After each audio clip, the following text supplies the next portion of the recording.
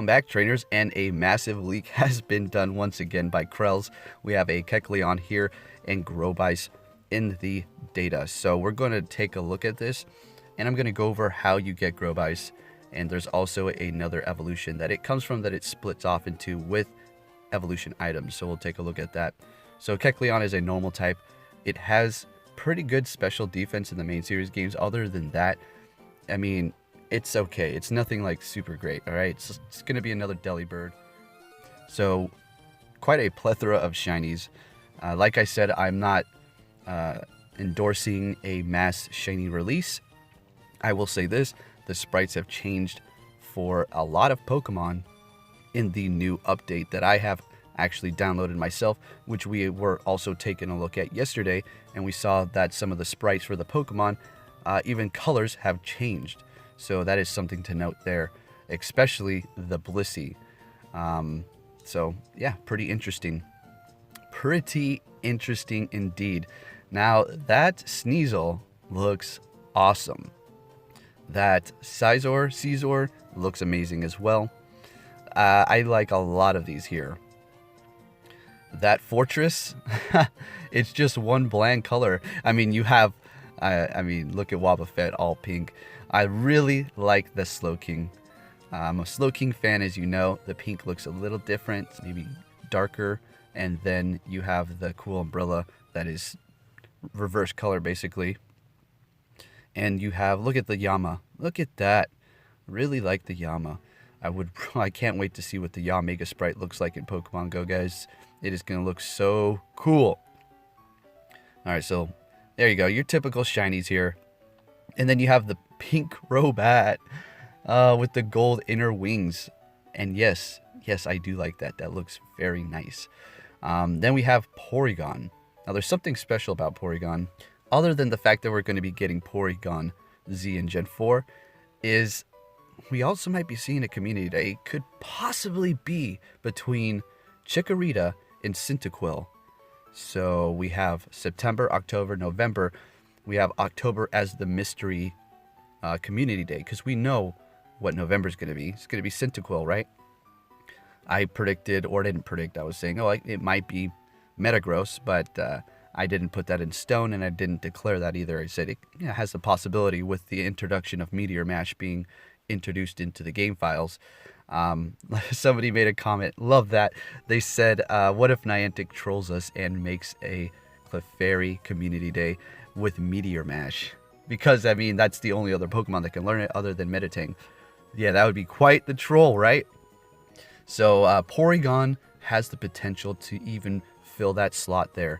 So, hey, who knows? You also have the possibility of several other Pokemon like Flygon, Salamence, Slacking, and a few others. So, keep that in mind as well. So, there you go, guys. All credit to Krells, and, you know, pretty neat. He always does these leaks. That guy's crazy. So, look at the muck. Not really much, well, there's a difference, but it's not really too special. It's just mucky. Yeah. Okay, so the story about the Slowbro is I used to use it at the tournaments. Sometimes it wasn't a permanent part of my team, but it was a good part. And I used the shiny one if it didn't have the best IVs, but I effort value trained it. So it had a move or an ability called Regenerate, where if it lost health and I bring it back and put out another Pokemon and then put the Slowbro back out, it would regain its health. And then it had a held item called Rocky Helmet, where anytime they did a physical move to it, it would take damage off of them. So this thing was just amazing. It actually helped me wall about, I don't know, 4 or 5 people in tournaments. It wasn't the winning match, but it was like an opponent on, you know, on the runner-up or something like that. Anyways, that's enough on the past of my tournaments. Let's continue on here. So these are we're coming up on the end here, and you just have all these amazing shiny sprites. So like I said before, I want to make this clear. I'm not announcing any sort of shiny Kanto or Gen 2 event. It's just, you know, Datamine here. So, although I will say this, take a look at that Blissey, right? What did we just see in the update? That Blissey looks completely different. It looks like that shiny. What do you think about a a Chansey community day in October. That'd be pretty cool, right? So, but who knows? I'm not going to call anything. We'll just have to wait and see what happens with that. It could be many different Pokemon, including Porygon. So let's keep that in mind. Speaking of Porygon, look at it there. And what is that Kingdra? Was he just tapping on that? It was doing its animation, because it looks kind of like in a different pose than it usually is. I think that's just when you tap on it and it does this little animation. Okay. And then there's the Blissey once again, with that new color look, kind of like an all pink. It even looks like that in the main game now. So anyways, there you go, some of the new shiny sprites.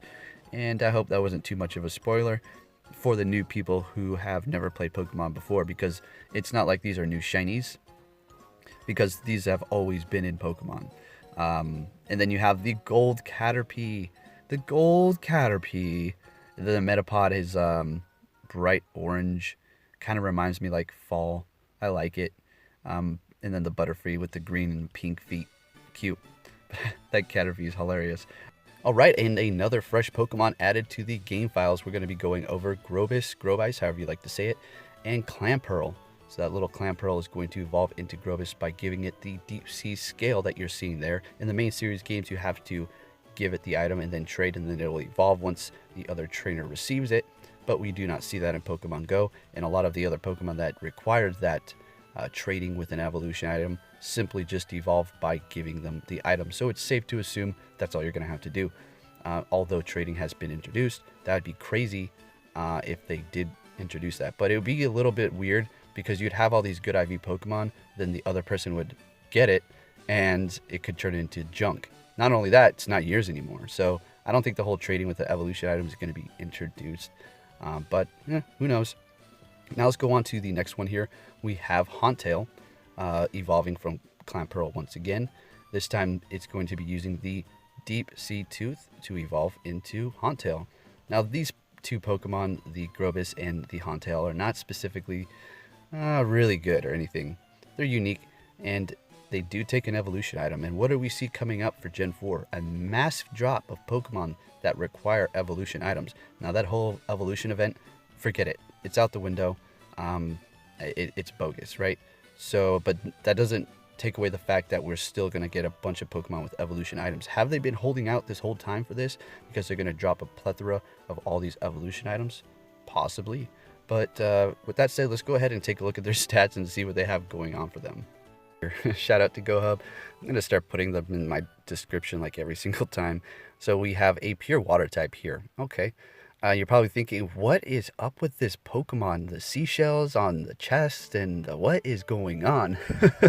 Yeah, I hear you. Can't really tell you. All right, so let's go ahead and move on here.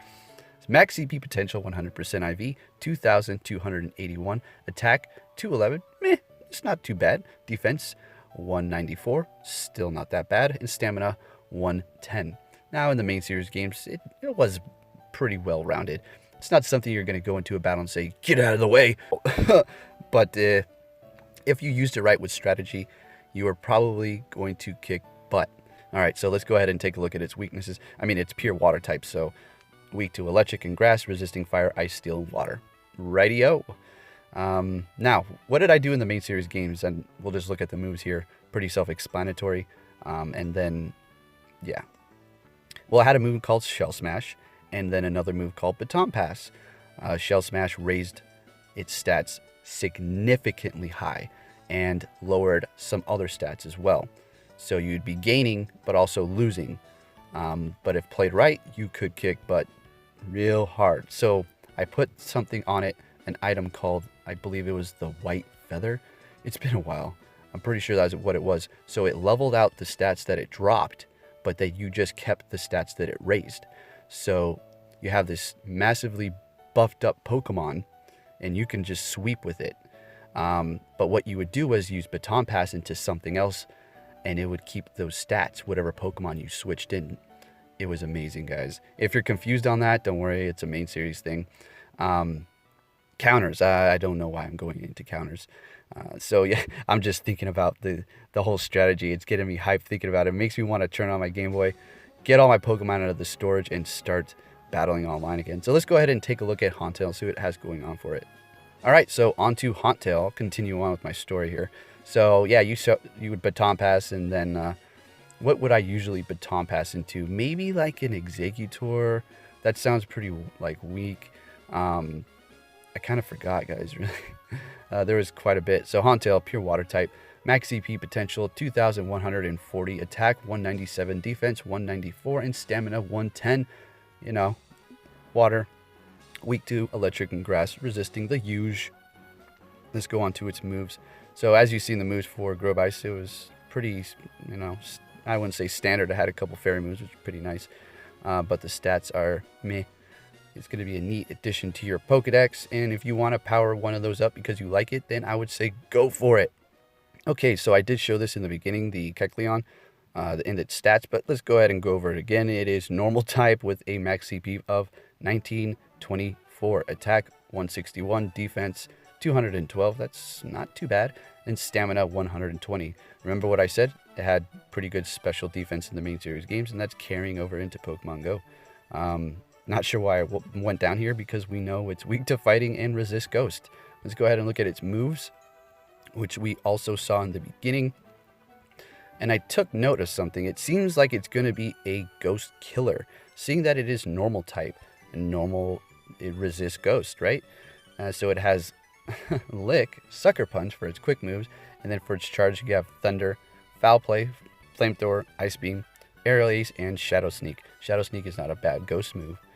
Mixed with Lick, you have a good, you know, ghost attacker right there, considering it's normal type. But you have to factor in, I mean, look at its stats. I mean, 161 isn't bad, but if you think you're going to, like, go in and just completely destroy a tier 3 boss, that, say, Gengar, don't hold your breath, alright? So there you have it, trainers. Hope you enjoyed this video, some information on what's going on in the world of Pokemon Go, and I'll be catching you all next time. Take care.